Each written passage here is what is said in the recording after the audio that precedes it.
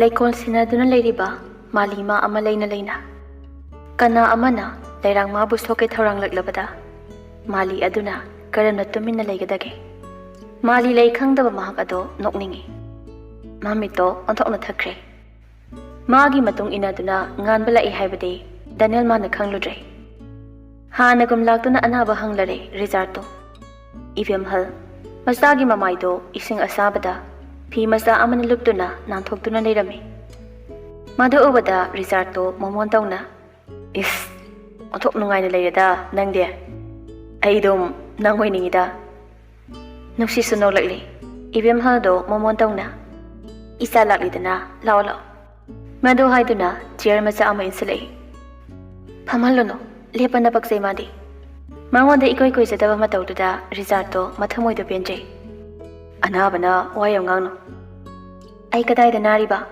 na sunadana hause darisar ibani lamjal tana siro ngamoi kai na khannoye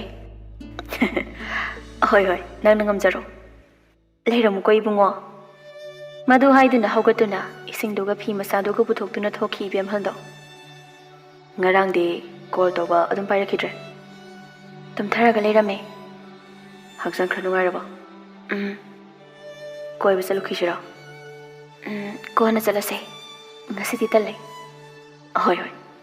Nang na chaning matam dana hek dahiro. Ai pairak. Itai lay tabra. Ho laye. Ado reso nangi na nagtalak libane. Yam chalhaning braba. Ando ina teda. Samhang bane. Ya teda. Kosi kora ang kot leba. Kosi di nang na kot laga. Ai na chum na hangjaraga.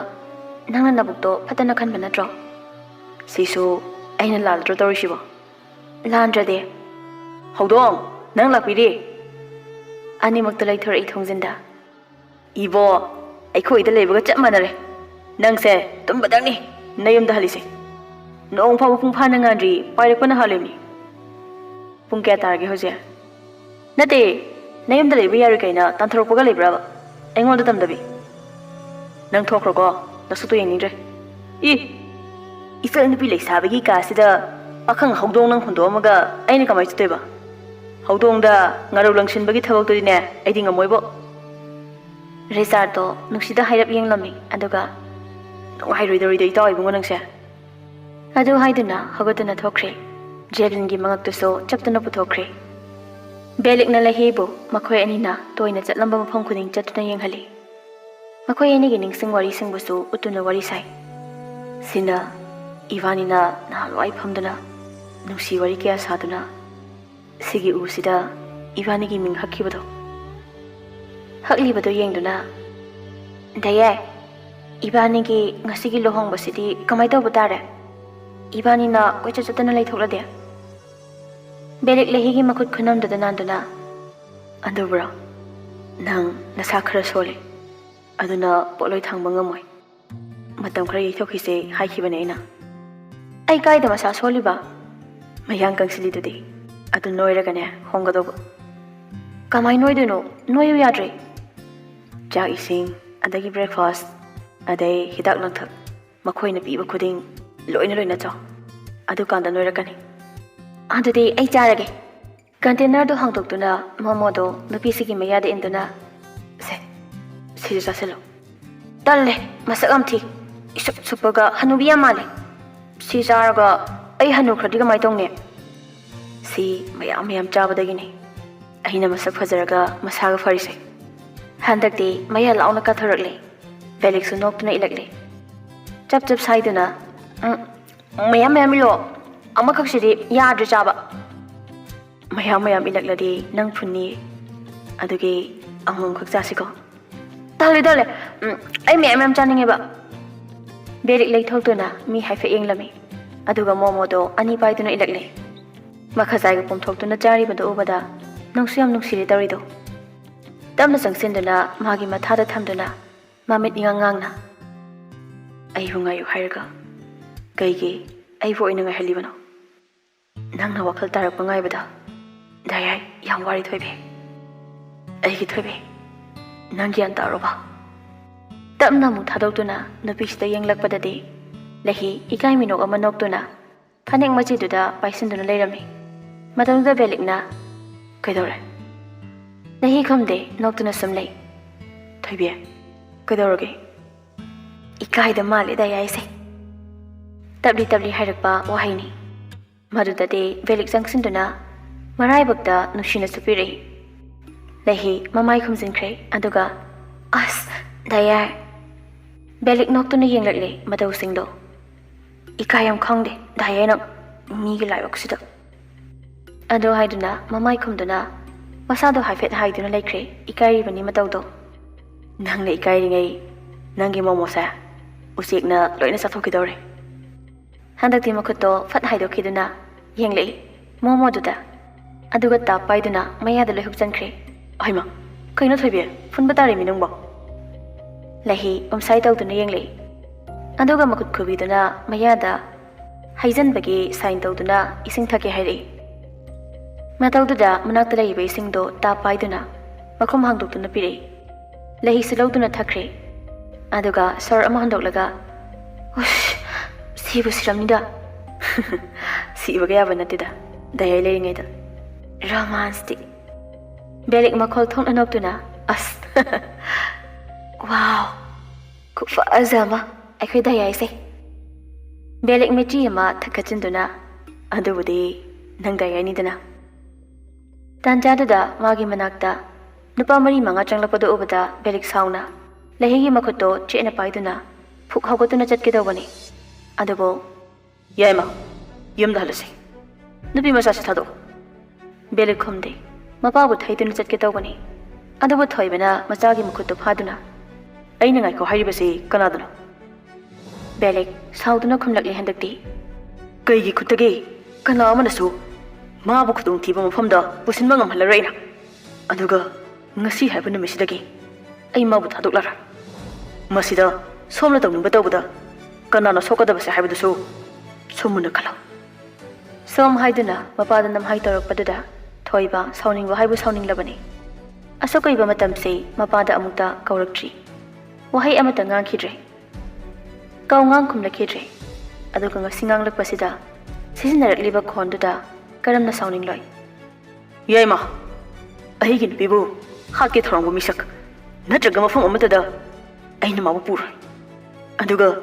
Mabu Yakiva Misak singing among the gay. Lakmatangane. Thoibi Masagi Mamaita, Kubanga Tari. Machuk Mopang Naidaba. Nang was down over Yolopasida. Sigmo Wahi with us, you know. Kanana Hage. Mapa Mamma sent never Pokumasalina. Imai Pachenta never Pokumasidi. Imai Pada, Dharma Gaidana. Hamadi, Taibung Miranganduna, Taibangit Navichale. Adabo, Mamma by your cut Masada day. Can I the walk and Kandana? The Hoy de Tabakdovane. Massa, I can be the cockney. Nupi Kudinga, money Mammy. Thoiba Amukas Hagitar Padada, the Hisauna. Thoibu Indana, Makutindana. Hello, Ida! Nang Hegda, I get about the Fubiabra. Matilda Belik Nagna, Thoibi. Thoiba Sauna, Napimasa staying duna. Hey, you and the Yimasa, none to me. Ipa is a giwarida, quitting Zilaga. I hate Pinama Pure, but Giwari de Yabada. A thing but Pipinaba, labor honate. Thoiba Sauna, Masanabada Umtang Lami. Adogana passing to the onsen the Yang Lally. Magi meeting to the Kian Tarabamali, Nupa Marido. Makoy Manaka Sanglaptuda, Nupa Napi any dubo, set out Nabo Honorably. Belik Sauna, Mapadi Yang Lami. Adogala Hibo, Kankon Consendana Tamcre. E Carabamamituna, Mapadi Yang Duna. Nakoina Fana. Maga Igalap took another syllable. How's it day? Mabu Hundukuna Salarai. Napasing the so, Tintopangamda, Tingak Yang Duna Lake. Thoiba Sauna. Hey, me nine, Marikadori. No pieces in Tone. Napasing the so, Sangsilagli. Hadak day, Kongrang the yet when on my door, Loktoraktuna. Napasing the da, Dorotly. Nakwamata Samsilakano. Napasing the so, Konkapto, Chapso Amulim Nakre. Belik Sauna Amutang Yinglamduna. Lahiba Matadi Loktoklaga, Makut Baiduna, Jinglaga Jetkre. Nupa Maridutanaki. Thoiba Sauna, Machagi Matung Inaragli. Adabo, Mazana Gari Kana Toduna Jetkibana Hankre. Mazai Gari could hold da. Yare, Tanarod. Marido, Chapso Lemnacre. Belik to Gari Kana Toduna Lay.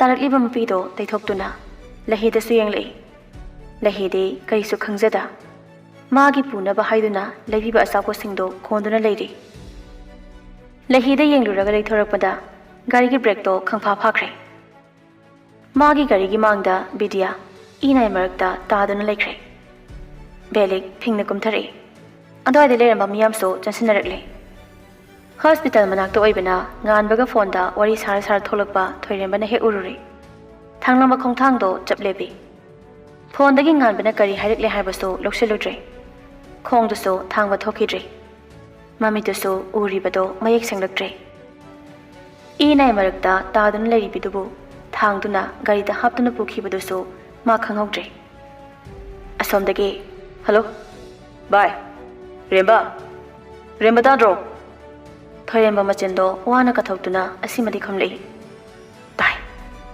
ꯀꯩꯗꯧꯔꯒꯦ ꯀꯩꯝ ꯈꯨꯝꯗꯅ ꯇꯨꯃꯤꯟ ꯂꯩꯈ꯭ꯔꯤꯗꯨꯕꯣ ꯊꯝꯃꯒꯦ ꯑꯁꯤ ꯍꯥꯏꯗꯨꯅ ꯉꯥꯟꯕꯒꯤ ꯋꯥꯒ ꯇꯥꯔꯝꯗ ꯀꯣꯜꯗꯨ ꯃꯥꯅ ꯑꯣꯏꯅ ꯀꯛꯂꯦ ꯑꯗꯨꯒ ꯃꯁꯤꯁꯨ ꯂꯦꯡꯗ ꯑꯌꯦꯡꯕ ꯑꯃꯗ ꯌꯦꯡꯗꯨꯅ ꯂꯩꯔꯤ ꯑꯗꯨꯒ ꯐꯣꯟꯗꯨ ꯂꯧꯊꯣꯛꯂꯒ ꯕꯤꯗ꯭ꯌꯥꯒꯤ ꯅꯝꯕꯔꯗꯨꯗ ꯀꯣꯜ ꯇꯧꯔꯛꯂꯦ ꯑꯗꯨꯕꯨ ꯄꯥꯏꯔꯛꯇꯦ ꯃꯥꯒꯤ ꯀꯣꯜ ꯂꯥꯛꯄ ꯉꯥꯏꯒꯟꯕ ꯃꯥꯅ ꯀꯣꯜ ꯄꯥꯏꯔꯛꯇꯕꯗꯣ ꯈꯣꯏꯔꯥꯡ ꯈꯣꯏꯁꯥꯎꯅꯅ ꯍꯟꯖꯤꯟ ꯍꯟꯖꯤꯟ ꯇꯧꯁꯤꯜꯂꯤ ꯑꯗꯨꯕꯨ ꯑꯍꯣꯡꯕ ꯂꯩꯇꯦ ꯀꯣꯜꯗꯣ ꯑꯗꯨꯃꯛ ꯄꯥꯏꯔꯛꯈꯤꯗ꯭ꯔꯦ ꯍꯟꯗꯛꯇꯤ ꯆꯤꯝꯕꯥꯜꯗ ꯃꯃꯣꯟꯗꯣ ꯃꯃꯤꯠꯇꯒꯤ ꯃꯄꯤ ꯁꯤꯟꯊꯗꯨꯅ ꯁꯣꯜꯂꯛꯏ ꯅꯪꯅ ꯀꯣꯜ ꯄꯥꯏꯔꯛꯇ꯭ꯔꯗꯤ ꯑꯃꯨꯛ ꯍꯟꯅ ꯑꯩ ꯅꯪꯒ ꯄꯥꯎ ꯐꯥꯎꯅꯔꯣꯏ ꯏꯕꯥꯅꯤ ꯀꯥꯏꯅꯔꯅꯤ ꯍꯥꯏꯅ ꯇꯧꯁꯤꯜꯂꯤ ꯑꯗꯨꯕꯨ ꯑꯍꯣꯡꯕ ꯂꯩꯇ꯭ꯔꯦ ꯍꯟꯗꯛꯇꯤ ꯊꯣꯏꯔꯦꯝꯕ ꯃꯈꯣꯜꯗꯤ ꯊꯣꯛꯇ ꯀꯞꯂꯛꯂꯤ ꯇꯧꯐꯝ ꯈꯪꯗ ꯍꯣꯁꯄꯤꯇꯥꯜ ꯃꯐꯝꯁꯨ ꯈꯪꯗꯦ ꯕꯦꯂꯤꯛꯅ ꯆꯠꯈꯤꯕꯗꯣ ꯑꯗꯨꯒ ꯕꯦꯂꯤꯛꯀꯤ ꯅꯝꯕꯔ ꯌꯥꯎꯗꯅ ꯍꯪꯅꯤ ꯍꯥꯏꯕꯁꯨ ꯂꯩꯇꯦ ꯎꯄꯥꯏ ꯂꯩꯇ ꯀꯞꯂꯛꯂꯤ ꯂꯝꯕꯤꯗ ꯇꯥꯔꯤꯕ ꯏ ꯃꯌꯥꯝꯗꯨꯗ ꯌꯦꯡꯗꯨꯅ ꯇꯥꯔꯤꯕ ꯏꯗꯣ ꯌꯥꯝꯁꯨ ꯌꯥꯝꯃꯟꯈ꯭ꯔꯦ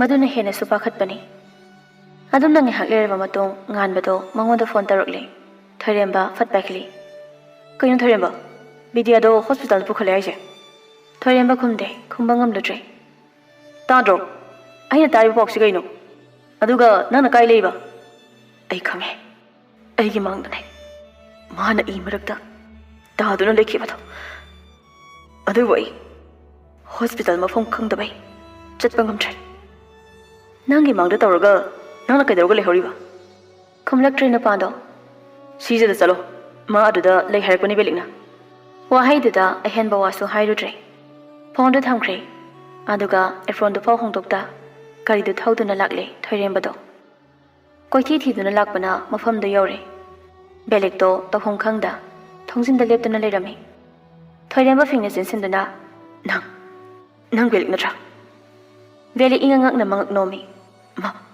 ꯃꯥꯗꯤ ꯀꯃꯥꯏ ꯇꯧꯈ꯭ꯔꯦ ꯒ꯭ꯌꯥꯟ ꯂꯥꯛꯇ꯭ꯔꯦ ꯋꯥꯍꯩꯗꯨꯗ ꯔꯨꯝꯗ ꯌꯦꯡꯂꯛꯏ ꯎꯔꯦ ꯃꯥꯁꯨ ꯐꯃꯨꯡꯗ ꯏ ꯀꯥꯞꯇꯨꯅ ꯍꯤꯞꯇꯨꯅ ꯂꯩꯔꯤꯕꯤ ꯃꯍꯥꯛ ꯑꯗꯣ ꯃꯀꯣꯛꯁꯨ ꯕꯦꯟꯗꯦꯖ ꯌꯦꯠꯂꯤ ꯁꯛꯐꯝꯗꯣ ꯍꯥꯟꯅꯒꯨꯝ ꯀꯞꯆꯦꯠꯄꯤ ꯑꯃꯒꯤ ꯁꯛꯐꯝꯗꯤ ꯅꯠꯇ꯭ꯔꯦ ꯇꯞꯂꯤꯁꯨ ꯆꯪꯁꯤꯜꯂꯤ ꯑꯗꯨꯒ ꯅꯨꯄꯤꯁꯤꯒꯤ ꯃꯅꯥꯛꯇ ꯂꯦꯞꯂꯔꯦ ꯉꯔꯥꯡꯗꯒꯤ ꯀꯣꯜꯁꯨ ꯇꯧꯔꯨꯗ꯭ꯔꯦ ꯃꯦꯁꯦꯖ ꯑꯃꯠꯇꯁꯨ ꯊꯥꯔꯨꯗ꯭ꯔꯦ ꯉꯁꯤꯒꯤꯁꯨ ꯃꯈꯣꯏ ꯑꯅꯤ ꯋꯥꯔꯤ ꯑꯃꯠꯇ ꯁꯥꯟꯅꯈꯤꯗ꯭ꯔꯤ ꯉꯔꯥꯡ ꯃꯥꯅ ꯉꯥꯡꯕꯗ ꯂꯩꯍꯤꯒꯤ ꯃꯅꯥꯛꯇ ꯂꯩꯔꯤꯉꯩ ꯈꯨꯝꯈꯤꯕ ꯈꯔꯗꯨ ꯅꯠꯇꯅ ꯑꯃꯨꯛꯇ ꯇꯧꯗꯕ ꯃꯑꯣꯡꯗ ꯇꯞꯂꯤꯁꯨ ꯅꯥꯜꯂꯨꯔꯦ ꯅꯨꯄꯤꯁꯤꯒꯤ ꯃꯃꯥꯏꯁꯤꯗ ꯑꯗꯨꯒ ꯃꯃꯣꯟ ꯇꯧꯅ ꯕꯤꯗ꯭ꯌꯥ ꯉꯁꯤꯗꯤ ꯅꯪ ꯑꯩ ꯎꯕꯗ ꯄꯩꯔꯔꯣꯏꯗ꯭ꯔꯣ ꯑꯩꯅ ꯊꯤꯅ ꯉꯥꯡꯂꯁꯨ ꯅꯪ ꯀꯞꯂꯔꯣꯏꯗ꯭ꯔꯣ ꯑꯩꯅ ꯐꯣꯟ ꯇꯧꯕꯅꯦ ꯅꯪꯗꯤ ꯄꯥꯏꯁꯨ ꯄꯥꯏꯔꯛꯇꯦ ꯐꯅꯌꯥꯝ ꯌꯥꯝꯕꯅꯦ ꯑꯩꯅ ꯅꯪꯉꯣꯟꯗ ꯀꯣꯜ ꯇꯧꯕꯗꯣ ꯑꯗꯨꯁꯨ ꯄꯥꯏꯔꯛꯇꯦ ꯃꯦꯁꯦꯖꯁꯨ ꯊꯥꯕꯅꯦ ꯅꯪꯗꯤ ꯍꯜꯂꯛꯇ꯭ꯔꯦ ꯇꯨꯃꯤꯟ ꯉꯥꯏꯍꯥꯛ ꯑꯃꯨꯛ ꯂꯩ ꯑꯗꯨꯒ ꯙꯥꯔꯦꯝ ꯅꯪꯅ ꯍꯥꯏꯕ ꯏꯜꯂꯒꯦ ꯑꯩ ꯅꯨꯄꯤ ꯑꯃꯠꯇꯁꯨ ꯃꯦꯁꯦꯖ ꯊꯥꯔꯔꯣꯏ ꯀꯣꯜꯁꯨ ꯇꯧꯔꯔꯣꯏ ꯃꯈꯣꯏꯒꯤ ꯅꯝꯕꯔꯁꯨꯅꯦ ꯑꯩ ꯀꯛꯈ꯭ꯔꯒꯦ ꯑꯩꯒꯤ ꯐꯦꯁꯕꯨꯛ ꯑꯦꯀꯥꯎꯟꯁꯨ ꯗꯤꯑꯦꯛꯇꯤꯚꯦꯠ ꯇꯧꯈ꯭ꯔꯒꯦ ꯋꯥꯆꯞ ꯆꯥꯠꯁꯨ ꯅꯪ ꯈꯛꯀꯤ ꯑꯣꯏꯍꯜꯂꯒꯦ ꯃꯁꯛ ꯐꯖꯕ ꯅꯨꯄꯤꯁꯨ ꯑꯩ ꯌꯦꯡꯂꯔꯣꯏ ꯅꯍꯥꯟꯈꯩꯗꯤ ꯑꯩꯅ ꯃꯈꯣꯏꯗ ꯍꯧꯕꯅꯤꯗꯅ ꯑꯗꯣ ꯃꯈꯣꯏꯅ ꯍꯧꯔꯛꯂ ꯐꯥꯎꯕ ꯑꯩ ꯇꯥꯁꯤꯟꯅꯔꯔꯣꯏꯒꯦ ꯂꯣꯏꯅꯃꯛ ꯑꯩ ꯏꯒꯅꯣꯔ ꯇꯧꯔꯒꯦ ꯃꯃꯣꯟ ꯇꯧꯔꯝꯕꯗꯒꯤ ꯈꯣꯟꯖꯦꯜ ꯑꯣꯜꯂꯛꯇꯨꯅ ꯀꯞꯂꯛꯂꯦ ꯀꯞꯆꯦꯠꯄꯤꯅꯤ ꯍꯥꯏꯔꯝꯕꯗꯣ ꯃꯉꯣꯟꯗ ꯉꯁꯤꯗꯤ ꯅꯨꯄꯥ ꯃꯥꯅ ꯑꯣꯏꯅ ꯀꯞꯂꯦ ꯀꯞꯅ ꯐꯣꯟ ꯂꯧꯊꯣꯛꯂꯒ ꯅꯝꯕꯔ ꯑꯔꯩꯕ ꯃꯈꯩ ꯀꯛꯈ꯭ꯔꯦ ꯑꯗꯨꯒ ꯐꯦꯁꯕꯨꯛ ꯑꯦꯀꯥꯎꯟꯗꯨꯁꯨ ꯗꯤꯑꯦꯛꯇꯤꯚꯦꯠ ꯇꯧꯈ꯭ꯔꯦ ꯑꯗꯨꯒ ꯆꯥꯔꯖꯁꯤꯡ ꯑꯗꯨꯁꯨ ꯀꯛꯈ꯭ꯔꯦ ꯃꯥ ꯈꯛꯀꯤ ꯈꯥꯛꯈ꯭ꯔꯦ ꯑꯗꯨꯒ ꯒꯦꯂꯔꯤꯗ ꯌꯥꯎꯕ ꯅꯨꯄꯤꯁꯤꯡꯒꯤ ꯐꯣꯇꯣꯁꯤꯡꯁꯨ ꯀꯛꯈ꯭ꯔꯦ ꯑꯗꯨꯒ ꯅꯨꯄꯤꯁꯤꯗ ꯌꯦꯡꯗꯨꯅ ꯑꯩ ꯅꯪꯉꯣꯟꯗ ꯀꯞꯆꯦꯠꯄꯤꯅꯤ ꯍꯥꯏꯔꯒꯦ ꯑꯩ ꯅꯪꯕꯨ ꯀꯞꯆꯦꯠꯄꯤꯅꯤ ꯍꯥꯏꯔꯒꯦ ꯅꯪ ꯀꯞꯄꯛꯑꯣ ꯑꯩꯒꯤ ꯀꯅꯥ ꯂꯩꯇꯦ ꯈꯪꯕ ꯅꯠꯇ꯭ꯔꯣ ꯅꯪ ꯑꯩꯒꯤ ꯏꯃꯥꯁꯨ ꯕꯕꯥꯁꯨ ꯑꯃꯠꯇ ꯂꯩꯇꯦ ꯅꯪ ꯈꯪꯕ ꯅꯠꯇ꯭ꯔꯣ ꯑꯩꯅ ꯋꯥꯈꯜ ꯅꯨꯡꯉꯥꯏꯅꯕ ꯅꯨꯄꯤꯁꯤꯡꯒ ꯃꯦꯁꯦꯖ ꯊꯥꯅꯕꯗ ꯅꯪꯅ ꯁꯥꯎꯏ ꯄꯛꯇꯦ ꯍꯥꯏꯗꯨꯅꯁꯨ ꯑꯩ ꯍꯥꯏꯔꯣꯏ ꯑꯩ ꯃꯈꯣꯏ ꯑꯃꯠꯇꯒ ꯋꯥꯔꯤ ꯁꯥꯔꯣꯏ ꯍꯥꯏꯕꯅꯦ ꯕꯤꯗ꯭ꯌꯥ ꯅꯪ ꯍꯧꯒꯠꯂꯣ ꯍꯥꯏꯕꯅꯦ ꯅꯪ ꯍꯧꯒꯠꯂꯣ ꯕꯤꯗ꯭ꯌꯥꯒꯤ ꯃꯃꯥꯒ ꯃꯄꯥꯒꯁꯨ ꯌꯧꯁꯤꯜꯂꯛꯂꯤ ꯃꯈꯣꯏ ꯎꯕꯗ ꯇꯞꯅ ꯍꯧꯒꯠꯂꯛꯂꯤ ꯅꯨꯄꯥꯁꯤꯁꯨ ꯃꯃꯥ ꯃꯄꯥꯗꯤ ꯃꯆꯥꯒꯤ ꯁꯛꯇꯝꯗꯨꯗ ꯀꯞꯈ꯭ꯔꯦ ꯁꯣꯝꯗꯅ ꯗꯥꯅꯤꯌꯦꯜꯗꯣ ꯅꯨꯡꯁꯤꯒꯤ ꯊꯣꯡꯒꯥꯜꯗ ꯁꯪꯗꯨꯅ ꯂꯩꯈ꯭ꯔꯦ ꯃꯥꯕꯨ ꯍꯦꯛ ꯊꯣꯛꯂꯛꯄꯒ ꯄꯨꯗꯨꯅ ꯆꯠꯈꯤꯒꯦꯁꯤꯅꯤ ꯃꯥꯅ ꯈꯜꯂꯤꯁꯤ ꯃꯁꯥ ꯀꯌꯥ ꯅꯨꯡꯉꯥꯏꯕ ꯅꯠꯇꯕꯅꯤꯅ ꯊꯣꯛꯂꯛꯈꯤꯗ꯭ꯔꯦ ꯑꯗꯨꯝ ꯗꯥꯅꯤꯌꯦꯜ ꯍꯣꯇꯦꯜ ꯑꯃꯗ ꯂꯩꯈ꯭ꯔꯦ ꯃꯥꯒꯤ ꯔꯨꯝꯒ ꯊꯪꯅꯅ ꯉꯥꯟꯕꯁꯨ ꯕꯨꯛ ꯇꯧꯗꯨꯅ ꯂꯩꯔꯦ ꯉꯥꯟꯕꯒꯤ ꯐꯣꯟꯗ ꯀꯣꯜ ꯌꯥꯝ ꯂꯥꯛꯏ ꯑꯗꯨ ꯊꯦꯡꯂꯕ ꯐꯥꯎꯕ ꯃꯆꯥꯅ ꯍꯜꯂꯛꯇꯕꯗꯨꯗ ꯑꯗꯨꯕꯨ ꯉꯥꯟꯕ ꯄꯥꯏꯔꯨꯗ꯭ꯔꯦ ꯃꯁꯤꯒꯤ ꯈꯨꯗꯣꯡꯆꯥꯕꯁꯤ ꯂꯧꯗꯨꯅ ꯊꯣꯏꯗꯣ ꯅꯨꯄꯥ ꯑꯃ ꯀꯧꯗꯨꯅ ꯊꯣꯡꯒꯥꯜꯃꯛꯇꯒꯤ ꯂꯧꯈꯠꯇꯨꯅ ꯆꯠꯈ꯭ꯔꯦ ꯋꯥꯍꯩ ꯑꯃ ꯍꯦꯛ ꯁꯪꯉꯤ ꯅꯪꯕꯨ ꯌꯥꯝ ꯋꯥꯔꯕꯅꯦ ꯁꯥꯊꯤꯅ ꯋꯥꯔꯕꯖꯥꯠꯅꯤ ꯑꯩꯕꯨ ꯍꯨꯏꯒꯤ ꯇꯥꯏꯞꯇ ꯐꯥꯖꯤꯟ ꯄꯨꯁꯤꯜꯂꯒ ꯁꯨꯝ ꯊꯝꯒꯤ ꯁꯤꯕꯨ ꯁꯤꯒꯦ ꯇꯧꯏ ꯌꯨꯝꯗ ꯁꯨꯝ ꯂꯩꯃꯟꯗꯅ ꯅꯨꯄꯥꯗꯨꯁꯨ ꯒꯥꯔꯤꯗꯣ ꯊꯧꯅ ꯊꯧꯅ ꯑꯁꯦꯡꯕ ꯕꯤꯕꯨꯂꯥꯗꯤ ꯆꯨꯔꯝꯅꯤꯍꯦ ꯍꯅꯨꯕ ꯍꯅꯨꯕꯤ ꯑꯅꯤꯗꯨꯒ ꯅꯋꯥꯅꯁꯨ ꯍꯟꯅ ꯌꯦꯡꯕꯤꯗꯦ ꯏꯋꯥꯒꯤꯗꯤ ꯃꯋꯥ ꯂꯧꯕꯤꯗꯦꯗ ꯅꯨꯄꯥꯗꯨꯁꯨ ꯅꯣꯛꯄꯗ ꯑꯃꯨꯛ ꯅꯣꯛꯂꯛꯂꯤ ꯊꯣꯏ ꯅꯨꯄꯥꯁꯤꯒꯤ ꯂꯦꯡꯖꯨꯝꯗ ꯉꯥꯊꯗꯨꯅ ꯏꯃꯨꯡꯒꯤ ꯊꯕꯛꯅ ꯂꯥꯛꯈꯠꯇꯅꯅꯦ ꯀꯨꯆꯨ ꯀꯨꯃꯦꯟꯒ ꯊꯣꯛꯇ꯭ꯔꯕꯅꯦ ꯑꯩꯁꯦ ꯑꯗꯨ ꯑꯣꯏꯔꯒꯅ ꯑꯩꯒꯤ ꯅꯥꯛꯇ ꯂꯩꯖꯔꯣꯗꯅ ꯑꯗꯨꯁꯨ ꯌꯥꯕꯖꯥꯠꯅꯤ ꯑꯗ ꯃꯇꯝ ꯈꯤꯇꯪ ꯉꯥꯏꯗ ꯌꯥꯗ꯭ꯔꯦ ꯃꯇꯝꯗꯣ ꯍꯦꯛ ꯌꯧꯕꯒ ꯅꯪꯒꯤ ꯅꯥꯛꯇ ꯂꯦꯡꯗꯅ ꯂꯩꯔꯗꯝꯅꯤ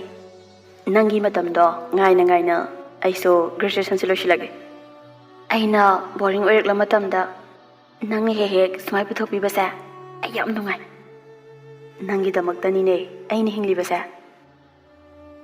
ꯑꯁꯨꯝꯅ 5-star ꯍꯣꯇꯦꯜ ꯑꯃꯗ ꯈꯥꯝꯂꯔꯦ ꯊꯥꯔꯗꯣ ꯑꯗꯨꯒ ꯅꯨꯄꯤ ꯅꯨꯄꯥ ꯑꯅꯤꯗꯣ ꯆꯪꯂꯛꯂꯦ ꯊꯣꯏꯅ ꯅꯨꯄꯥ ꯃꯆꯥꯁꯤꯒꯤ ꯄꯥꯝꯕꯣꯝꯗ ꯀꯣꯟꯗꯨꯅꯅꯤ ꯆꯠꯂꯤꯕꯗꯣ ꯉꯥꯟꯕ ꯅꯨꯡꯉꯥꯏꯅ ꯇꯨꯝꯊꯕ ꯌꯥꯕ ꯅꯠꯇꯦ ꯃꯥꯒꯤ ꯃꯃꯥꯅ ꯀꯔꯝꯅ ꯂꯩꯔꯝꯒꯅꯤ ꯈꯟꯕꯗꯗ ꯏꯕꯦꯝꯍꯜ ꯂꯩꯔꯤꯉꯩꯗꯗꯤ ꯈꯔ ꯃꯈꯩ ꯐꯔꯝꯕꯅꯤ ꯑꯗꯨꯕꯨ ꯏꯕꯦꯝꯍꯜ ꯃꯥꯁꯨ ꯂꯥꯛꯂꯔꯣꯏꯒꯦ ꯍꯥꯏꯗꯣꯔꯛꯂꯕꯅꯤ ꯐꯅ ꯑꯣꯏꯗꯨꯅꯁꯨ ꯃꯃꯥꯗꯨꯅ ꯃꯤ ꯈ꯭ꯋꯥꯏ ꯃꯃꯥꯒꯨꯝꯅ ꯃꯁꯥ ꯀꯟꯅ ꯂꯩꯕ ꯑꯣꯏꯔꯝꯂꯕꯗꯤ ꯑꯁꯨꯛ ꯊꯤꯅꯁꯨ ꯊꯋꯥꯏ ꯋꯥꯔꯝꯂꯣꯏ ꯐꯣꯟꯗ ꯂꯧꯊꯣꯛꯂꯒ ꯃꯃꯥꯗ ꯀꯣꯜ ꯇꯧꯔꯛꯂꯤ ꯃꯃꯥꯁꯨ ꯐꯠ ꯑꯗꯨꯝ ꯄꯥꯏꯔꯤ ꯃꯤꯄꯥꯏꯕ ꯈꯣꯟꯖꯦꯜꯗ ꯊꯣꯏꯕ ꯅꯪꯕꯨ ꯀꯗꯥꯏꯗ ꯂꯩꯒꯦ ꯍꯜꯂꯛꯀꯗꯕꯅ ꯀꯌꯥꯝ ꯋꯥꯠꯂꯤꯕ ꯏꯃꯥ ꯑꯩ ꯊꯕꯛ ꯑꯃꯒꯤ ꯆꯠꯊꯣꯛꯏ ꯉꯁꯤ ꯍꯜꯂꯛꯑꯔꯣꯏ ꯍꯌꯦꯡꯗꯣ ꯑꯌꯨꯛ ꯉꯟꯅ ꯍꯜꯂꯛꯑꯒꯦ ꯑꯗꯨꯕꯨ ꯐꯣꯟꯗꯣ ꯄꯥꯏꯈꯠꯂꯒ ꯁꯤꯅꯤꯃꯥꯏꯅꯤ ꯍꯥꯏꯔꯛꯄ ꯌꯥꯗ꯭ꯔꯥ ꯍꯥꯏꯃꯤ ꯅꯪꯕꯣ ꯑꯁ ꯊꯣꯏꯕ ꯅꯪ ꯒ꯭ꯌꯥꯟ ꯇꯥꯃꯟꯗꯦꯀꯣ ꯃꯤꯇꯤꯡ ꯇꯧꯔꯒ ꯂꯩꯔꯒ ꯐꯣꯟ ꯀꯃꯥꯏ ꯄꯥꯏꯔꯛꯇꯣꯏꯅꯣ ꯏꯃꯥ ꯅꯪꯕꯣ